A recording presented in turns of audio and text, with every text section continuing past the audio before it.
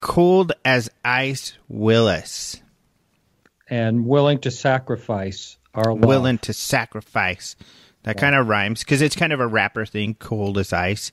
So, because you're freezing out there, but we have a special guest on, another person who is cold as ice, which is Lee Spiegel in New York. Hello, Lee.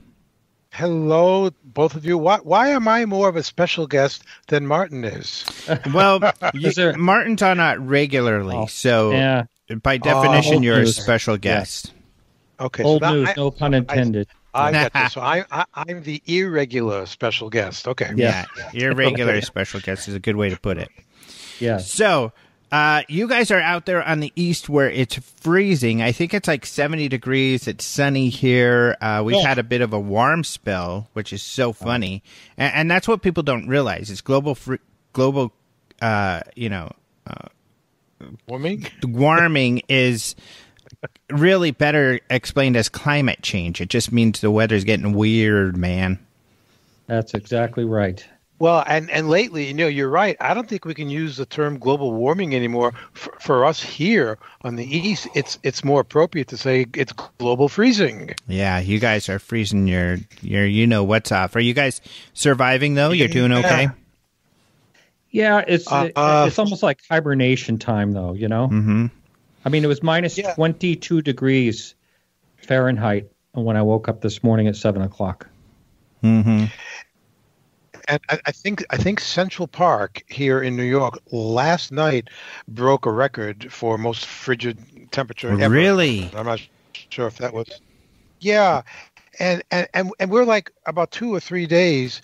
They say from 50 degrees hitting New York. Well, fine. I mean, really, I don't know how many scarves I need to put on any given day now, or how many jackets. I will tell you. I mean, thank God for bottoms and tops thermal underwear, because it really helps. Yeah, I was in Colorado for a few days, and I wish I had it because that's what I would be wearing. These days, my blood's so thin, I have no resistance to the cold. It's awful. I'm sure. And in fact, I said, if I'm going to live anywhere, it's got to have palm trees or I won't be there. I have palm trees, but they're indoor. Yeah, that doesn't count.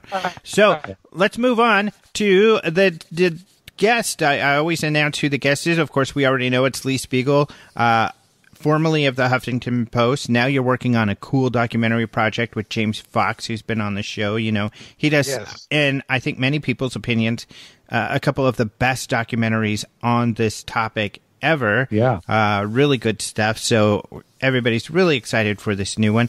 Lee has also been involved with so many other things, been involved with media and journalism for many, many years. Interviewed, one of the first to interview people like astronauts and others about UFOs, worked with Hynek and Valet and all of these important names. If you don't know who those people are, Google it. But Lee's got a lifetime of experience in journalism and especially in UFOs. So very exciting. Always good to have you on the show, Lee. And this show in particular, I love. We're going to be talking about the year in review. And for me, this is kind of like Christmas. It's kind of like opening packages because, I don't know what stories you guys are going to talk about. And so I'm always excited to hear which stories you all are going to bring up. But we'll get to that. Before that, let's go ahead and start with some of the news. So Martin, of course, is our news dude and starts us off with some of the latest news. And what you got there, Martin? Well, I'm going to be talking today about the mystery of the alien megastructure star has been cracked. Yeah, the case has been cracked. Wah. Now, there are several articles out there about this, but I gathered some quotes from this recent article by Nadia Drake from the National Geographic. Just in a nutshell, we're going to be talking about you did? Yeah, she was in Hungary with us for the National Geographic thing. I got to spend some time with her. Totally not into UFOs or open to the idea at all, which is funny because it was brought up, not by me, someone else. But she's very cool. She's got a PhD and she was a ballerina in like this big group, and which both are just amazing accomplishments on their own. Because if you know, professional ballerinas go through a lot. But very cool person. Yeah. Just wanted to do that quick shout out. Sorry. Wow. No, that's great. So just in a nutshell, this all began back in 2011 when citizen scientists with the Planet Hunters Project were sorting through the data from NASA's Kepler spacecraft, and they spotted the signatures of more than 2,300 planets during its 4-year primary observations. As the planets pass their stars, they have a dip or a blip in their star's light. But the dips Kepler recorded from Tabby's star didn't correspond to anything remotely like the planet shadowy fingerprint should. Instead, they appeared to be more intense and entirely random. Once alerted to the star, formerly KIC 84628552, astronomers couldn't come up with a reasonable explanation for what they were seeing. So the hypothesis, they ranged from a swarm of comets orbiting the star to dusty debris disk surrounding a black hole between the star and Earth, to material within our own solar system, which I had never realized before, or the stellar fluctuations in Tabby's star. And finally, they came up with alien megastructures. Of course, you and I, Alejandro, have talked about that a number of times since then. So when they first began to propose this, the SETI Institute monitored the dimming star for signs of transmissions from alien life. They even pointed one of the planet's most sensitive radio telescopes at the star, hoping to hear murmurs from a civilization, but instead they heard nothing, and that's too bad. So astronomer Tabitha Boyan, Tabby star, named after, launched a Kickstarter campaign, and she pulled in more than $100,000. And to harness the power of a variety of ground-based instruments. And her goal was to catch the star in the act of dimming and get a better look at what might be blocking the light in real time. So they began the observations back in 2016. It continued through through December 2017. And in May of last year, she got lucky. Tabby got lucky. Her star began to dim. So almost immediately, nearly a dozen telescopes on Earth swiveled to stare at it. Scientists furiously collected data and in nearly every wavelength of light. So after many months and 4 distinct dips, the star was no longer visible to telescopes in the northern hemisphere.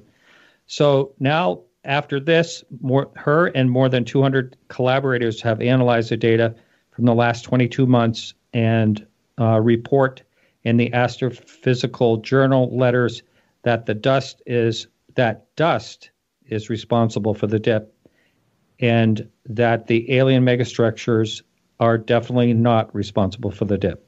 No alien megastructures. Yeah. Yeah, and it's interesting because I was like, well, how could they tell? And one of the ways, which makes sense, they can tell is by looking at the different frequencies of light and how the dust filters the light. So, of course, it's not completely opaque dust.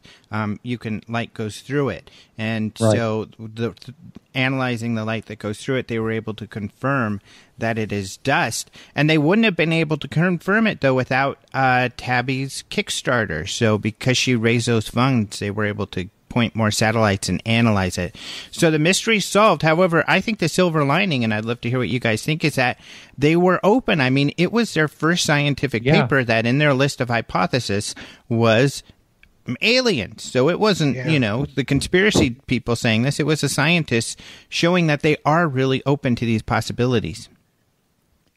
That's right. Yeah. And we're at a point now scientifically and historically where finally we can say that there are scientists who are kind of bending in this direction of the possibilities that we're not alone. And it's like a breath of fresh air to realize that this is going on. And I think the public should be told this as often as possible, because we've come out of many years, many decades of the skeptics and the debunkers putting all of this stuff down.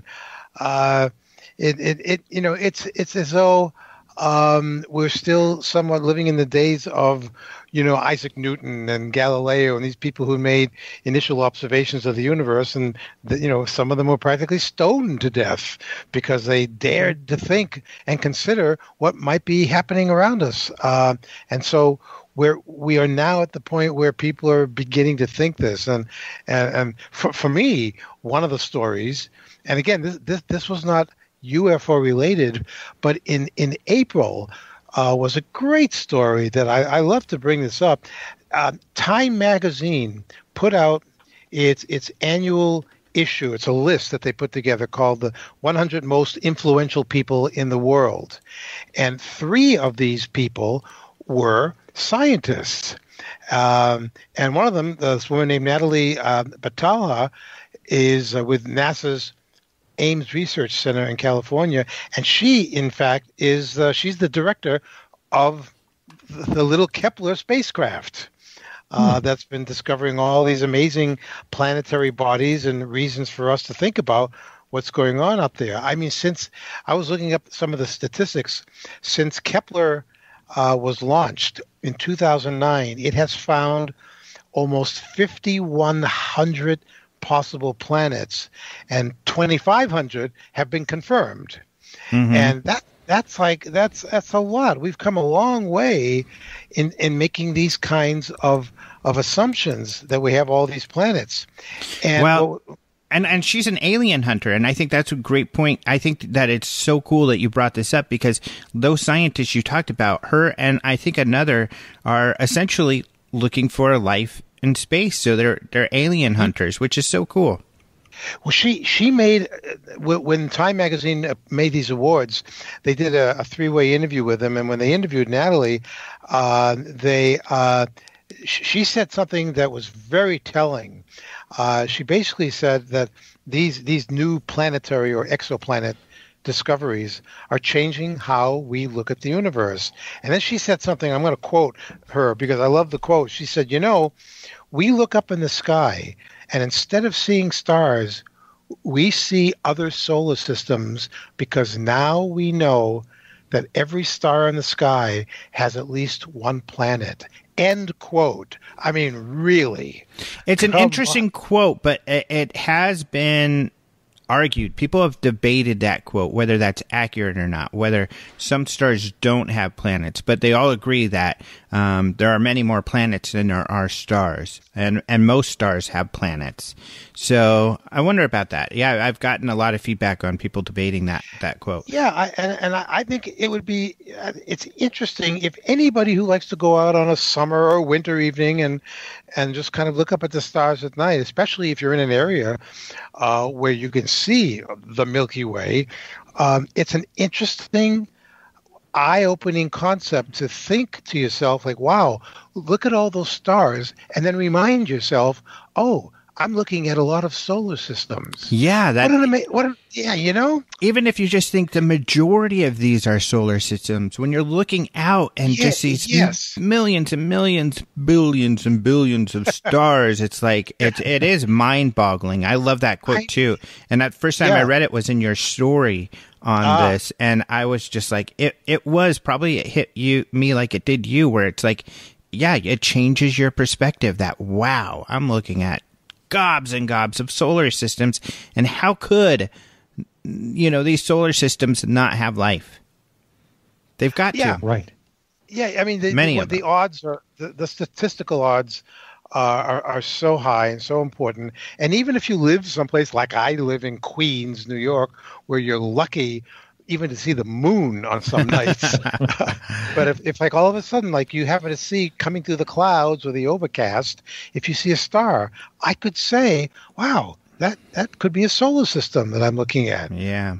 It's like, it's almost the basis of so much science fiction that we're all a part of. Yeah. Pretty cool stuff. It's amazing.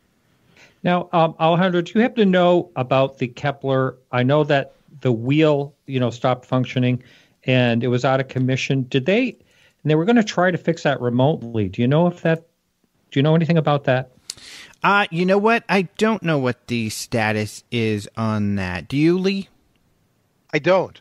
No, I really don't. I haven't looked up anything involving Kepler in a while. I didn't know if it was malfunctioning at all. Although, even if there is a malfunction on Kepler, there are other ways that scientists and astronomers are able to detect planets without the use of Kepler.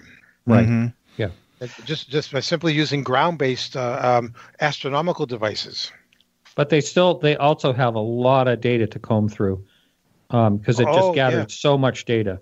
Yeah, and I guess, like you said, one of the wheels is broken, but they do have at least two remaining functional wheels. It's just limited, I guess, in its movement now. But I know this year we've got more planet detectors going up in space, so we should learn more this year. So the next story, you got another story for us, Marty? No, you go ahead and move on to the next one. All right. Well, I will bring up. I will bring up one other one that we wrote about recently that brought up some debate, and just for the folks listening, of course this New York Times story, this Pentagon program's a big story. Our last couple of shows have been on it, and we'll be talking more about that one in the last segment because there's a lot to talk about. But here's one piece of new information that had come out. This came from. This is on openminds.tv, and it came from one of our contributors, Andres Mueller, who has his own German website. He's a kind of a German paranormal researcher, although he focuses on the science of all of this stuff. So he did something cool. So one of the mysteries is the Nimitz case. So we had Robert Powell on talking about Nimitz and how outside of San Diego in November of 2004, there was this sighting. Soon after it happened, or a year or two after it happened, one of the pilots who was involved wrote about it on a blog, an F-18 pilot who chased this thing. But the mystery is this, and now that the New York Times article came out, To the Stars on their website posted 2 of allegedly 3 videos they have, and one of them is this Nimitz video. So now we're able to confirm that this IR video that has been online for a while is from the Nimitz incident.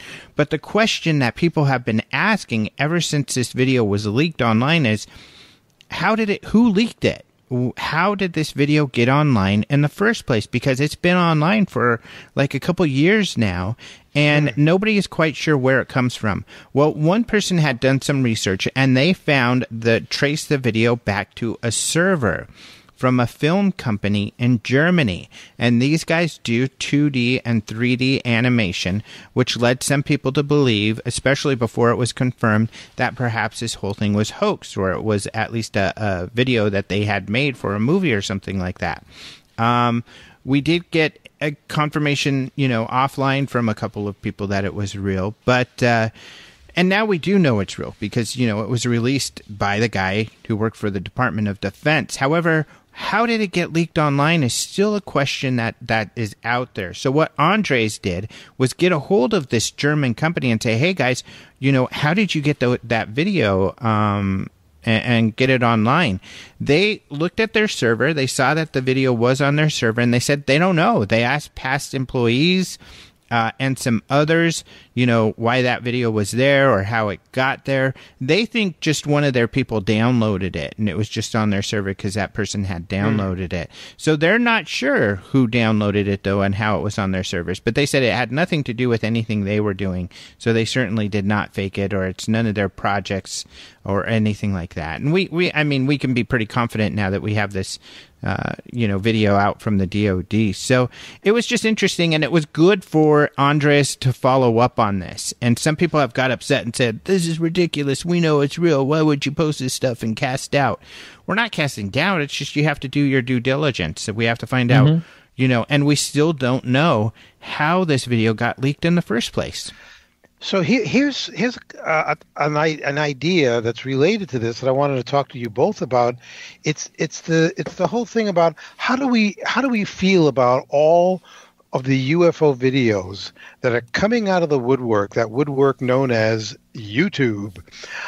Every day the numbers increase, the claims increase that this is the best UFO footage ever, and now there's competition between many of the sites that are putting these things out there. They're suing each other. It's like, isn't it enough? Or have we created a monster here, and it will never be enough because the public just wants to see this stuff, whether it's real or not? I don't know.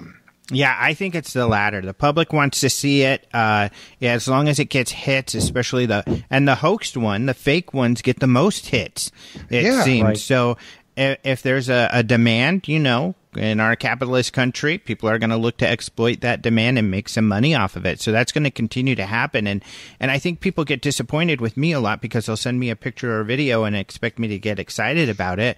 But even if it's a great video, even if I can verify that it's real, a video alone is not enough. You need a lot of supporting data and info, like in this DOD case, at least with this Nimitz case, that's why it's such a hard nut to crack, and you haven't heard any debunking, at least at this point. There's been little, but nothing, substantial that I've seen. And the mainstream certainly hasn't proposed any debunking, meaning like New York Times or Washington Post or some of these people who have reported on it. What they've done is interviewed the witnesses, but the witnesses are very credible. All of this comes with a whole package of evidence, which is what you need these days with film and with video. And a video by itself on YouTube, anonymously placed there, you can't really do anything with that. Right. Yeah. I mean, I remember talking to Bruce Maccabee when I first started doing my show, and he said, the video or the photo is secondary, the witness is first. A great point. I used to get frustrated with Maccabee, just like I get frustrated with Mark D'Antonio now, because Maccabee used to be the primary MUFON photo analyst, and now it's Mark. And they will look at the video and analyze it and push everything else out to the side. And I used to get frustrated because I'd say, well, what about this witness and that witness? This is all part of the evidence.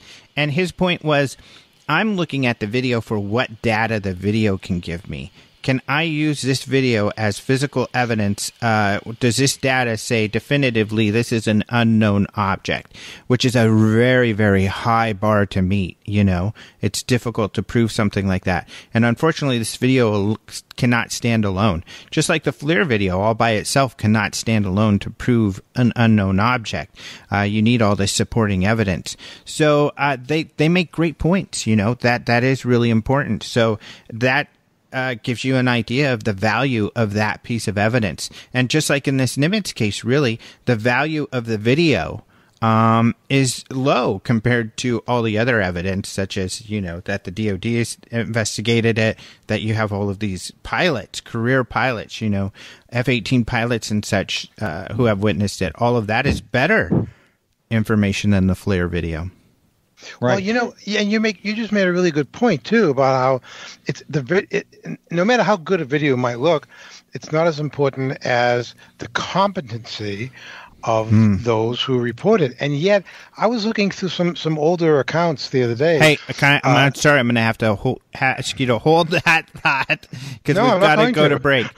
So we'll be right back, and Lee will tell us more about his thoughts on the video. But we do have to do a break right now. If you're listening on KGRA, you'll hear a commercial break. Be sure to check out some of these people that sponsor KGRA and keep them on the air. If you're listening to the podcast, but then I got distracted listening to this very nice musical interlude. It was cool. Wasn't it lovely? So did you forget your point? I wouldn't blame you. I do that all the time. I was starting to say that I was looking back at one of the most famous cases of all time, the Tehran, Iran case from 1976, where a couple of jet fighter pilots were scrambled because they were sent to go up and see what was in the skies that was buzzing around. And both pilots reported seeing the object, and they both reported having their instrumentation malfunctioning and their communications were malfunctioning. And when one of the pilots attempted to fire a missile at the UFO, it wouldn't fire, but that he reported that the UFO fired something back at him. So I'm thinking, well, okay, if these are reliable jet fighter pilots, what do we make of this? And the thing that I was reading chimed right in and said both Phil Klass and James Oberg, arch skeptics and debunkers, both agreed that what these pilots were chasing was the planet Jupiter. See, that's what I'm talking about. That's the problem. No matter how competent or reliable an eyewitness is, especially a jet fighter pilot who should know what he's looking at, why do we get this still? Why are we chasing the moon and Jupiter? I don't understand this. You know who frustrates me the most with those type of comments is James Oberg, because James Oberg, I think he's great. I'm a big fan, space writer, and he actually reads Open Minds and will comment occasionally. And he is open to the idea. That's why he's so interested in these websites and stories. But, I don't know how he could buy into such a silly explanation on. I guess he probably has a paper he's written where he justifies it, but I guess we better move on to the top stories of the year, though, 2017. So what we'll do is like we usually do, one at a time. We'll talk about a story, what we think is one of the top stories, and then we'll all talk about it. But let's go ahead. You know what, Martin? We're going to start with you, buddy. No, we did that last year. What? Well, we want to do it this year. All right. Oh, I can jump in. It's okay. unless you have another visitor who's going to join us. Okay, well, Martin, you hesitated, and now your moment's gone. Lee, go ahead. Well, I think for all of us, one of the big stories of the year, which just knocked everybody's socks off, it made everybody stand on their heads doing loopholes. This thing came out in May. And it involved an interesting interview on 60 Minutes with Robert Bigelow. Like, oh my God, did this thing go viral so fast? That is a great one. He was giving a tour. I think the reporter was Lara Logan, and they were touring his aerospace industries, factories in Las Vegas. And in fact, which many people don't realize, on the side of one of the buildings of his company is a gigantic alien. That's his logo. Yeah. So, but they were walking through, and he was showing various pieces of space equipment, spacecraft and technology that he's now working with NASA, that he'll be building things that will be either attached to the space station or maybe be used to go to the moon and perhaps set up something on Mars. I mean, he's a guy who's got the money, who can do it. And then the conversation changed in about the middle of the episode, where she started to ask him about UFOs. And she just began it by saying, "Do you believe in UFOs?" And he said, "Yeah, I'm absolutely convinced." And that's all there is to it. That's basically his attitude. And even aliens, he was like, she's like, "Are we going to find them?" And she's like, "Well, we don't have to go anywhere to find them. They're here." And she's like, "You think aliens are here?" And he's like, "Yeah." I mean, he puts it like that, like, duh. Right. Which is so funny that he is just so certain. And then he says, "I don't give a damn what they think." Yeah, exactly. Yeah. He said, and he's probably true. He said, "I've spent millions and millions and millions. I've probably spent more as an individual than anybody else in the United States has ever spent on this subject." And so then she said, "Well, is it risky for you to say that in public that you believe in UFOs and aliens?" And that's when he said, "I don't give a damn. I don't care." Yeah. Well, what's funny is we know now some of that money he spent was not his. It was the government's money. Yeah. Yeah. Yeah, and he doesn't care, and he said that it's not going to make any kind of a difference to people. It won't change reality that he knows, and he basically said, you don't have to go anywhere into outer space to look for aliens. It's right under our noses here. Mm-hmm. And so he has a really interesting point of view, where he's basically saying, I've spent my own money on this.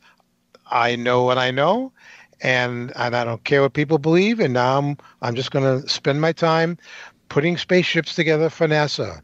So, you know, and there's so much now that we have this new news behind the scenes that we could see going on, that he was shy about getting into all of this UFO stuff, or he's been shy about talking about it. In fact, this interview, from what I hear, was done a year prior, and he was not happy about it being held onto and then released when it was, because he's in the middle of these negotiations with NASA, which is really important because Trump just said we're going to the moon. Because China and Russia are putting bases on the moon. The only person who has a plan for a base on the moon currently that's working with NASA is Bigelow. So he might be the guy right now NASA works with. So, and not only that, it probably gave him some credibility when they said, well, aren't you a UFO guy? His retort can be, sure I am, but I'm working with the DoD on this project. Which adds credibility to his hunt on UFOs. So really interesting. And the other thing about him that many people don't know, and it's up to guys like, the three of us to kind of put this information out there, is that several years ago he purchased a ranch in Utah. Called the Skinwalker Ranch, because the family that lived there were having incredible paranormal experiences that just couldn't be explained easily away. And the word got back to Bigelow, and he bought the ranch, and he set up a whole scientific crew to go there with equipment to photograph whatever they could photograph to see if it was UFO based, if it was something else based.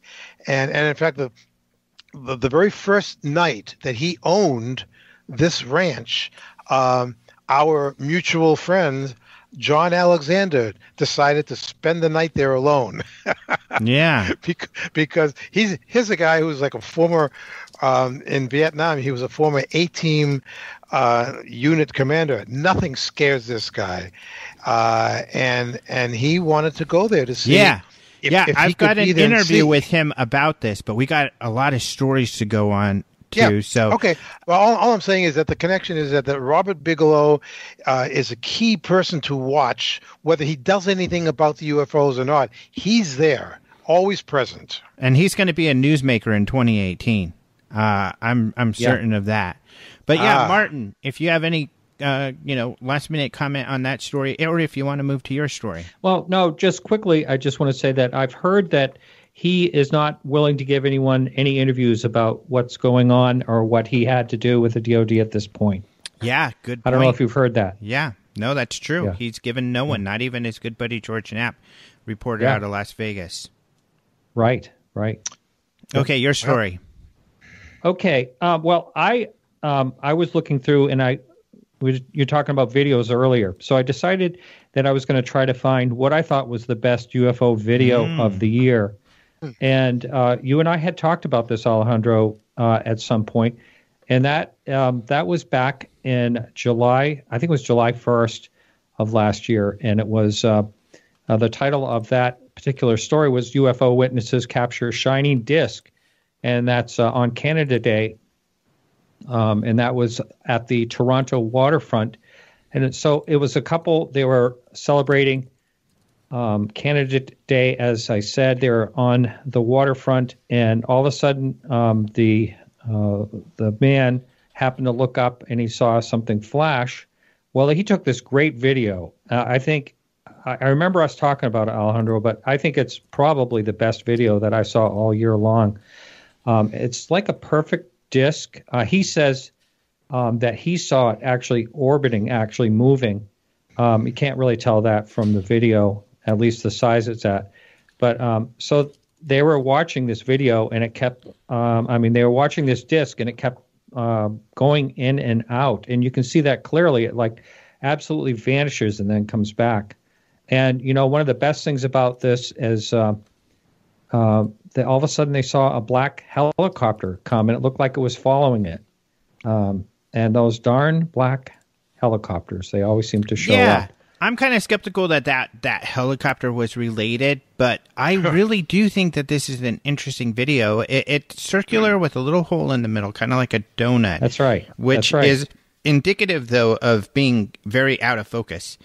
But still, it did have some weird movement. It's a great video. It's a fun video. And you know what? I don't think anybody really felt like they figured out what it was.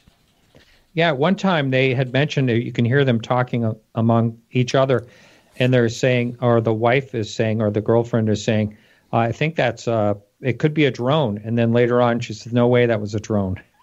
But at first they thought it you know what? The MUFON case, I'm looking now. Luckily, the MUFON investigator made a comment on the story. I forgot about this. They concluded it was the ISS. Really? Yeah. And it looked like that. How about that? So it must have been the angle of the sun hitting it. Yeah, and going in and out of focus. When the camera goes in and out of focus, it can make some weird things too. Well, that story was a real dud. No, it's an interesting video, and it's a good example how a lot of these things get figured out. But well, yeah, that's right. I mean, I've always wondered, if we can find out the conclusion of these, and so I guess we now do have that. Mm-hmm. Mm-hmm. All right. All right. All right. So my story, my turn. Okay, here's mine. This is the first one. There's a few good stories, I felt, but mine is, especially being here in Phoenix and the Phoenix Lights being such a big deal, is Kurt Russell coming out this year and saying he saw the Phoenix Lights. So part of the mythology, the mythos with the Phoenix Lights is that there was a private pilot that Witt said reported seeing the lights. So Kurt Russell's story is, and this was in an interview on the BBC, it's called The One Show, and he was doing an interview with Chris Pratt for Guardians of the Galaxy 2, which was a great movie. I loved it. And so the British guy, he makes a big deal and he brings out what he says is his top secret file. And he's like, we have this top secret file. And he said, did you guys know that, the Phoenix, there was this big sighting that happened in the 90s. And there was a pilot who said that he saw him. And Kurt Russell says, I am aware of that, and here's the tail numbers on that aircraft, and I know that because I was that pilot. So he says he came home one day, and he's doing some stuff, and Goldie Hawn is watching a show on UFOs, and they start talking about the Phoenix Lights, and they start talking about this pilot who had said that he had seen the UFO. And he's like, oh my gosh, that sounds familiar, because he's like, I flew my son to Phoenix about that time, and we reported a UFO. And so he looked in his records, his flight logs, and sure enough, it was on that day at that time. And he's like, wow, I'm that guy. So, yeah, Kurt Russell now. And this is part of the, even at the UFO Congress last year, we were celebrating the 25th anniversary of the Phoenix Lights. Or is it 20th anniversary? 20, yeah. And we didn't know about this, so this is new since then. This was in May, actually, about the same time that Bigelow did his interview, or it was aired. Kurt Russell came out with this news, so that's a really cool one. I like that one. Now, Alejandro, did he get into great detail of what he observed from the angle he was at? Not really. They said they saw some mysterious lights. At first, they didn't think much of them, or at least he didn't. But then as they were flying in, they kept looking, and they couldn't figure out what they were. I think it did say they were in like a V he said in a V shape, that they were over the airport or near the airport. That they were uniform in pattern. He didn't go into a lot of information, but that's about what he said. I see. One of the things that people talk about is the enormous size of it, and that's one of the things I, was most curious about. Mm-hmm. Yeah, that supposedly this thing's really cool, big, and he did say it was large, V-shaped, 6 lights that they saw. There was so many reports, I remember, that I found intriguing, where people described, and it was at night, but it was so big. They said they knew it was big because it blocked out their visual, of the stars above it, because it was so big that it got in the way of the stars. Yeah, that's a big object. Yeah, so that's a fun story, a fun one from this year. Lee, it's your turn. In February. There was an item from Fox News. And so I'm assuming that since it was on Fox News, our newly inaugurated president, Trump, probably was aware of this story because he loves Fox News. In the science section on Fox News, they had a headline that said UFO sightings hit an all-time high. According to a report, it kind of got buried, I guess, in the news, and I don't know if many other people besides Fox reported it. But according to this story, the data for this story came from the National UFO Reporting Center. Isn't that our friend Peter Davenport? Yeah. Yeah. So apparently, it's all the work that he's done, all the compilations he's done, and the findings came up with some new statistics, which said that UFOs are visiting Earth at an all-time high, and that the sightings are most common in the United States. And it was put together by a doctoral student in applied cognition at a place called George Mason University. And he basically wrote up his findings based on the information from Davenport's initial data. So it's interesting. He says that UFOs have been popping into our reality with over 100,000 reported sightings on record over the past 100 plus years. Mm-hmm. Interesting numbers. I forgot about that story. That is a good one. That was a cool one. Yeah, and just to recap for the year, MUFON had a total of 5,630 reports, and that was up 6%. New Fork, however, was down 6%, which I think is kind of ironic, at 4,665. And of course, as we all know, some of those reports come in from past years, and people just report them, currently. Right. Yeah, that's a good one. That is interesting, and I have a follow-up for that one, but it's Martin's turn. Oh, no, go ahead and follow up. We can go out of order. That's cool. Martin, you always give up your turn. But I'll just add to that, because one of mine was, and I give her so many props, is Cheryl Costa. Cheryl Costa wrote her book, the UFO Sightings Desk Reference. That came out in April. And it was funny they wrote this story because she did a lot of work shopping around and getting attention for her book. And she did a great job. The New York Times, practically all of the big media had covered some of the statistics from her book. And it's cool because, every local reporter, when you talk to them, they say, okay, that's interesting, but what about local? What's happening in my area? And that's what her book answers. Everybody can look up and say, hey, look, in my particular area, there's this many sightings. So there have been so many stories throughout the years generated not just by her book, but her getting out there and promoting her book. And I think she's done a spectacular job, and it really got UFOs in the news all year long. That's right. And I was looking at that myself to talk about that. And also she had an article come out in the New York Times, the one we're going to talk about wasn't the first one this year. Right.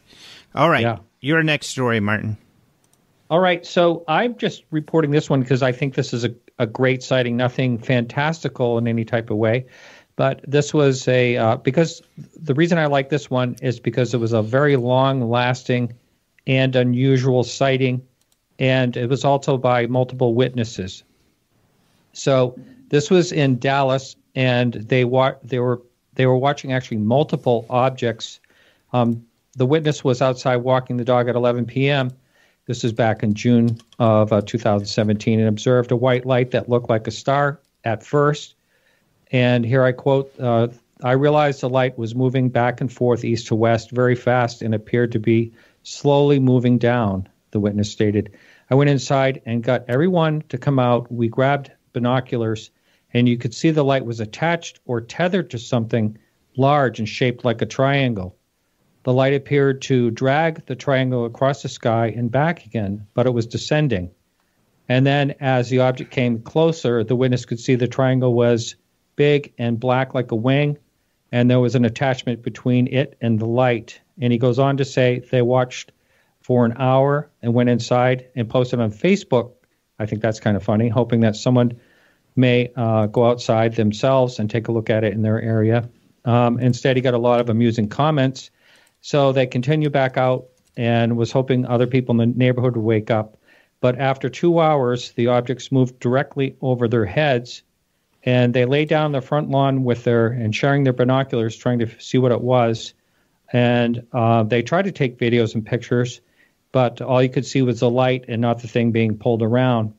At 2 a.m., 2 other objects appeared. Now, they had different lights. I should say that the first object had like red lights, and these other ones had red and green, which, of course, is what you would think on an aircraft. Well, after the total objects of 4, they didn't appear to be dragging anything, but they watched this thing until 4 o'clock in the morning, and they reported it to their local CBS station, and they said they have no idea. That was their only response. So the videos, no videos were included or anything, but I think that was a really good sighting last year. Yeah, I mean, that one was just anecdotal, but I guess it is interesting. Triangles, of course, are spotted so often. But we're running low on time. Lee, Lee, why don't you name a couple if you want? And we'll just...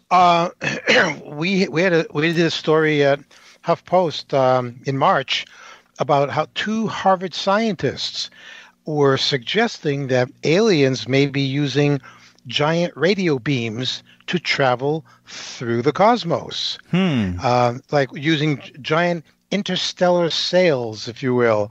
And I like the story because it was like they were Harvard University scientists, and they were saying that there are these things that are known as fast radio bursts or FRBs. And they've been detected mostly in very distant galaxies. And the 2 scientists are suggesting this is evidence of how aliens may be traveling from one place to another.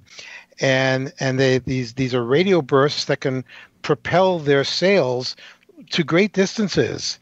And we've only seen maybe a handful in the last 10 years. Only maybe 17 have been reported.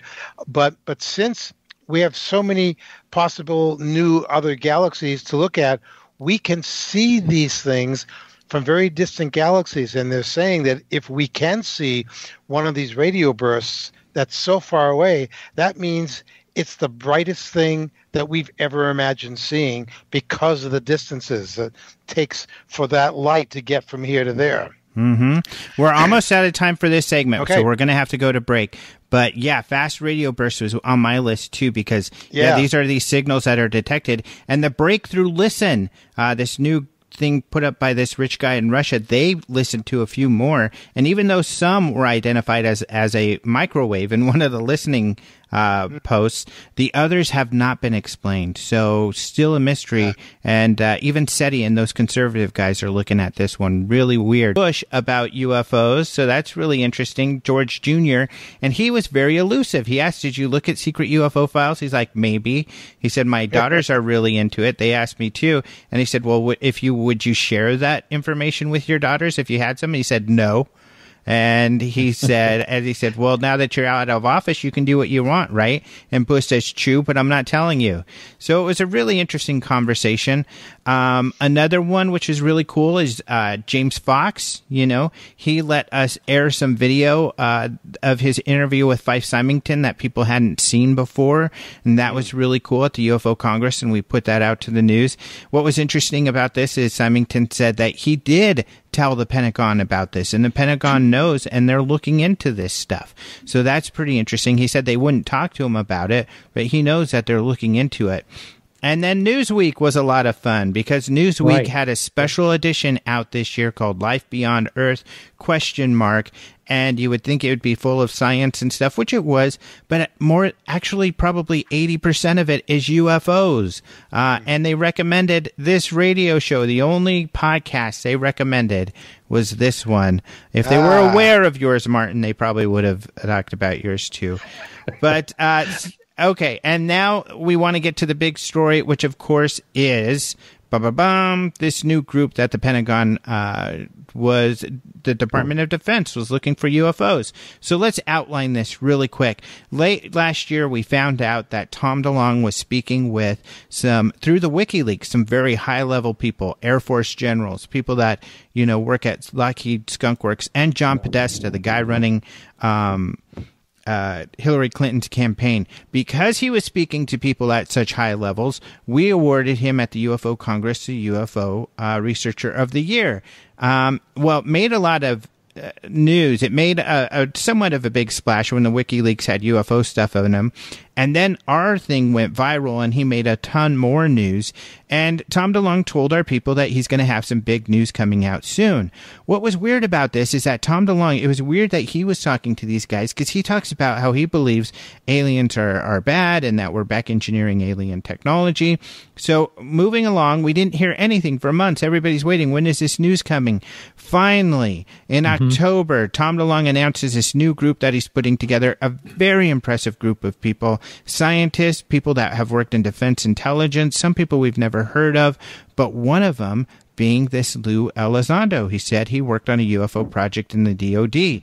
That piqued my interest. I'm like, what the heck? I talked to Leslie Kane. I had her on the show, and she was like, this is incredible. But it seemed like it didn't make any news. Little did we know, behind the scenes, New York Times, Washington Post, Political, all picked up on it and were working on stories. So finally, the New York Times comes out with their story about a month later. What was it? In December, actually, that December they came 16. out. Yep, December 16. They write their story about Lou Elizondo, and we find out this project is amazing, that this project existed, that Harry Reid, along with other senators, got this project funded all the way back in 2006. And then we find out that Bigelow was contracted, and a lot of this, work went into was contracted out to Bigelow. Elizondo claims that they retrieved a piece of the craft, and then they came out with a couple videos and really talked about this Nimitz case. So I guess first ideas about it. Let's start with you, Lee. Well, the thing about the case, I think that made the biggest impression on me was that, first of all, I thought that the video that was released was a little too short, and I'm assuming that most people felt the same way. It's like, show us more. I wanted to see how the object left, but we were just kind of left hanging there, and the video ended. That was a surprise to me. But the other thing that I think I'm correct about this, not in any of the news items or news statements or quotes that were issued by the Pentagon or anyone in the Department of Defense, no one actually said we started this project in 2007 because we thought there might be an extraterrestrial relationship here. All that they said, and it almost felt like a bit of a cover story to me, was, well, we believed in the reliability of a lot of our jet fighter pilots, because why wouldn't we believe them? And there were enough reports so that we started to think, well, maybe the Russians or the Chinese have developed their own super secret technology that's more advanced than what we have. We should start a program and investigate it and spend taxpayers $22 million. And let's see if we can determine if this is another country's technology.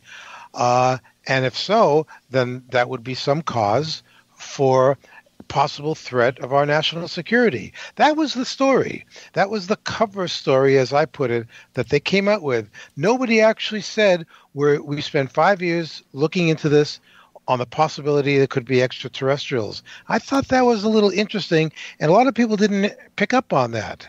Well, I think, what do you think? Yeah, but I don't think they should have said that because that's not what the project was. I don't get that impression at all. That would I don't know why they would say that, and it would be damaging to what they're doing to say that. Although there's a little bit of an implication in that Bob Bigelow is the guy that the money was given to. Bob Bigelow, of course, said he believed in aliens not too long ago. Not too much earlier. I thought it was interesting that Harry Reid said another person that inspired him to to create this project was John Glenn had told him years ago to look into UFOs. John Glenn, of course, being the astronaut who was the first man to orbit the Earth. Very important person. We've never heard he's been interested in this topic, but he said there are some very credible reports. You really should look into this. It's important. So, yeah, I don't think it's not about aliens. I don't know why they would say it's about aliens. Do you get the impression it is about aliens? Well, I guess when the whole story broke, I think that's what the public was taking from this. Like, oh, Pentagon releasing its top secret UFO study group. Oh, it must be aliens. And when they showed the video, it actually showed an object that looked like it could be doing impossible things in the middle of the screen. Well, that can't possibly be something that's put together by another nation on Earth. It must be aliens. I mean, that's the implication that I think most people got from this. Well, and I feel that they haven't been strong enough. Leslie has been doing this quite a bit, but I think that, a lot of the media people try to get him to talk about aliens, and they shouldn't. I mean, this is about investigating UFOs. The data will lead us to whatever conclusion there may be, but we don't have enough, like Jacques Vallée says, you're a good buddy, a good researcher, that we have to let the data guide us. Martin, what do you think? Well, I think it's interesting. I spoke with Stan Friedman the other day, and he actually had a different take on that. I was actually kind of surprised. He said, that he says, I only am accountable for myself. And he says, I was never afraid to say that some UFOs are alien spacecraft. And he's saying that he thinks that they should have not worried so much. That was, that's Stan's opinion. I have a clip here of just what I asked him, what he thought about the whole thing. And I'd like to play that now. It's okay. About 50 seconds. Yeah, here it goes. Well, I was frankly enormously surprised. I was delighted. I thought it was handled very well. I was surprised, as a matter of fact. I had heard Tom DeLonge. I'd read his book, and I knew he seemed to be short on evidence, a lot of story. But I think he handled this release extremely well. And the other guys with him, Elizondo and so forth, I was very impressed. It's the most impressive single UFO event I've seen in a very long time. And I was very pleased about it. I had calls about it. I mean, there were a lot of things that we didn't talk about, that they didn't talk about, but still, it looked like a whole new ball game, to tell you the truth. Yeah, nice quote.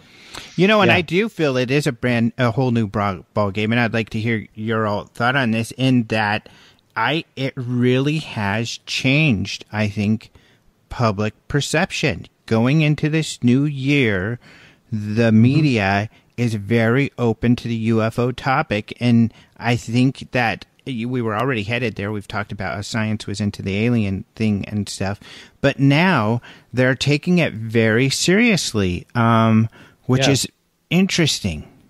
Yes. Also, I've been corresponding with Ralph Blumenthal, who is one of the people that was, broke the first story. And by the way, there's been over 57 primetime news reports about after the New York Times article broke, which I think is quite amazing. That's what you call going viral. Yeah.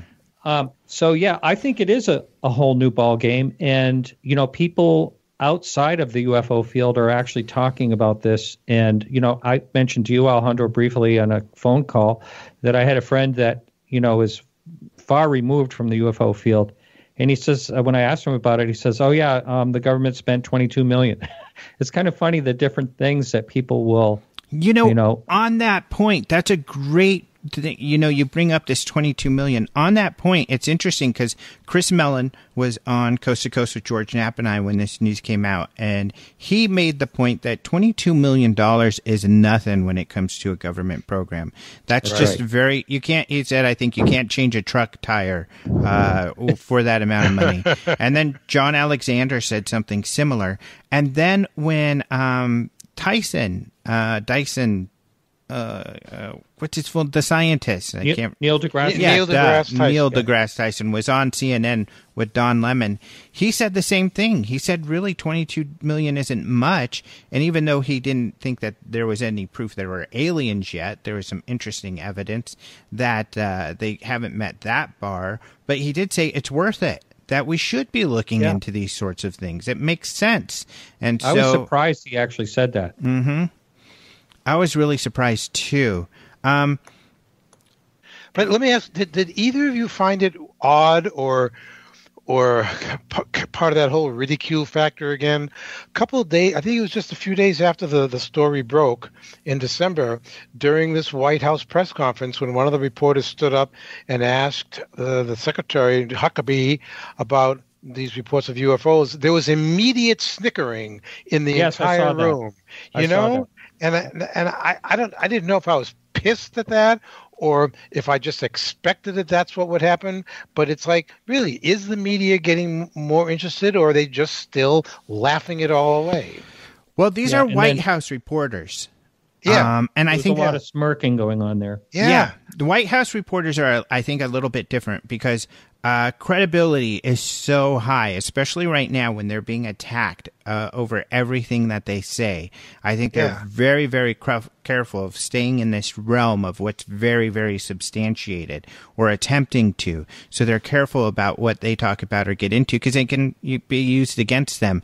And, you know, as you know, Lee, you're looking for substantiated evidence when you're writing about this stuff. And those guys probably don't know much about the story or that there is some credible information there. Right.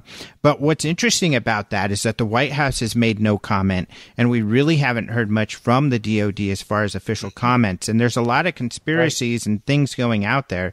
Again, I like to use the data that we have, but it seems they were caught off guard. That they have not, the White House nor the DOD have really figured out how to respond yet. Maybe they're hoping the story goes away, but I don't think it is.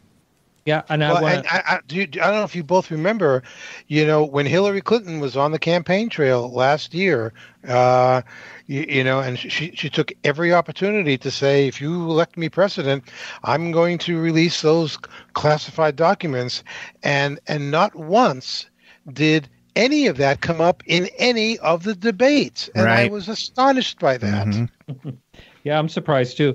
Getting back earlier, I was talking about Ralph Blumenthal. And when I was corresponding with him this morning, he said that he's not making, you know, he's not going to be on the media, any type of media, for a while.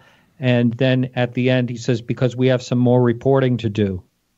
Which sounds pretty exciting. And as for what's coming up, which is really important. So luckily, I'm going to have Leslie on in the next week or two. Whenever she gets, you know, whenever she has a moment, she said, I'll be the first, at least, UFO person she talks to. It's frustrating that we get segregated into this UFO realm thing. Yes, but there is an issue there. You're right. Yeah, and it's wrong. I mean, it's frustrating because you know, you should be speaking to the people who are going to be the ones who are going to be supporting you, I feel.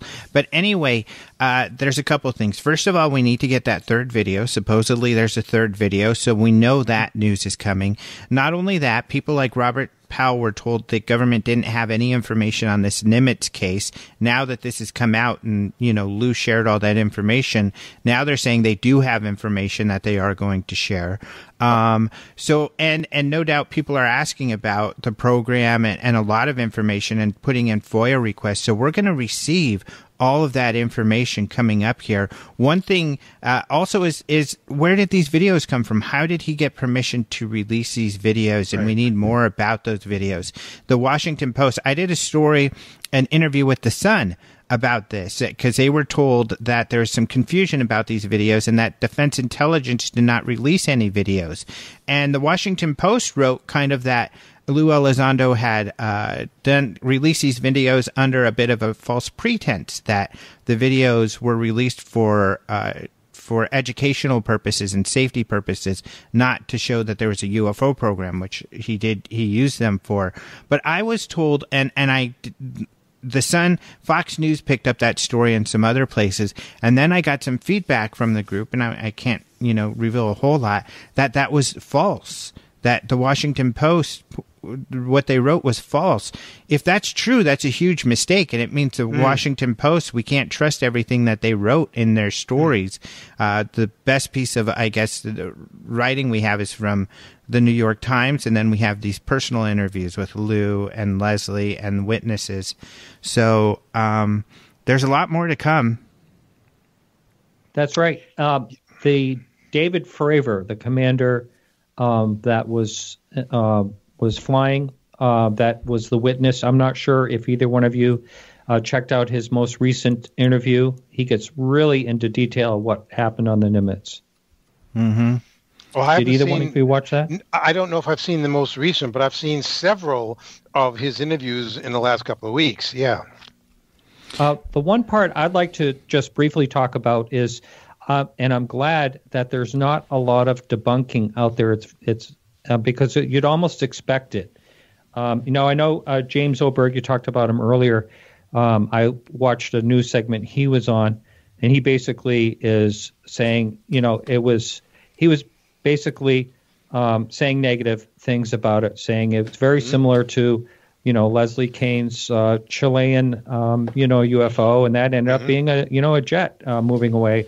And he says this video is so similar, and you know what? He's wrong about that, because that video, the aircraft was, I believe, 50 miles away, and this is a total different ballgame. Mm-hmm.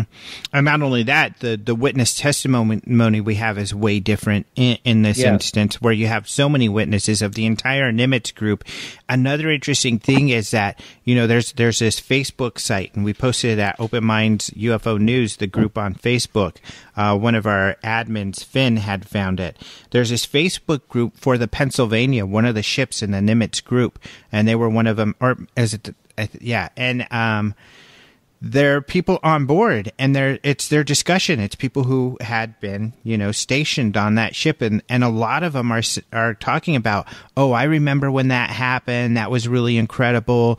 And they're conversing amongst themselves about witnessing this thing. So there were so many witnesses, and the whole idea of this Tic Tac UFO, Robert Powell, when he investigated it, they told him they were surprised because they asked one of the Navy guys about this, and he said, oh, the Tic Tac UFO, yeah, I know all about that.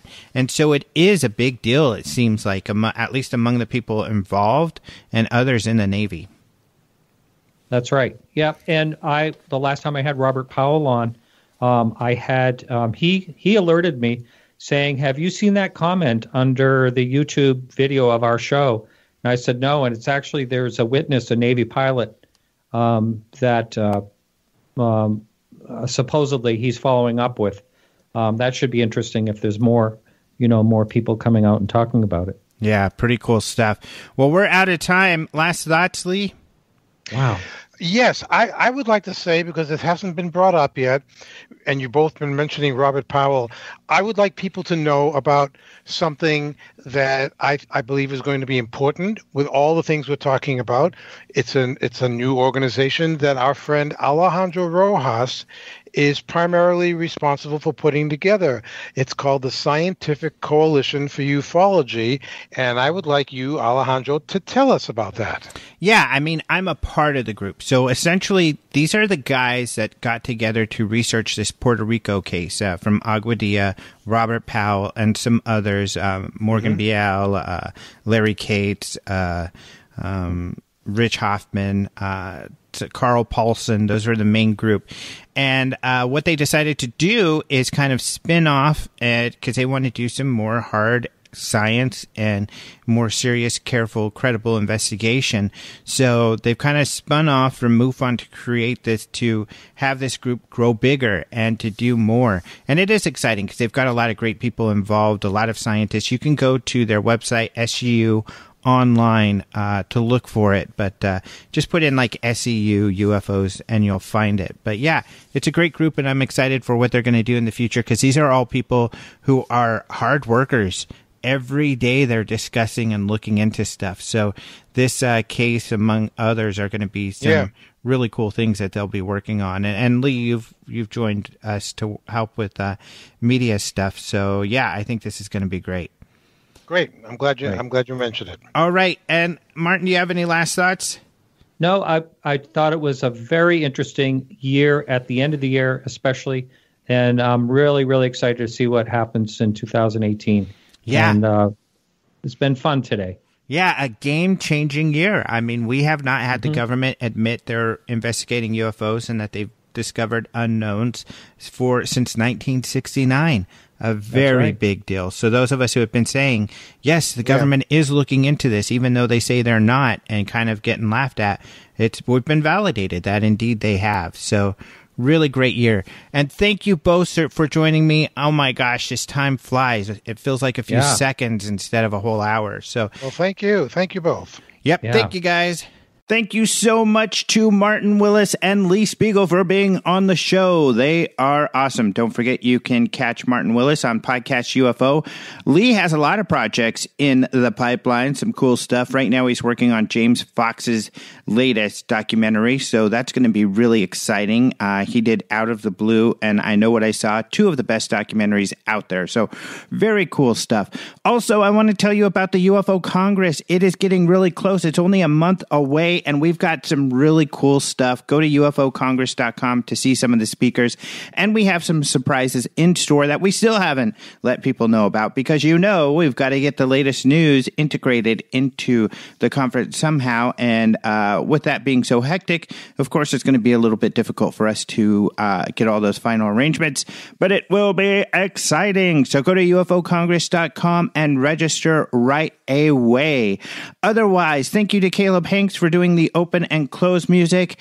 And thank you. Oh, by the way, I should mention openminds.tv, of course, is where you're going to find all that news that you heard throughout the show. So openminds.tv.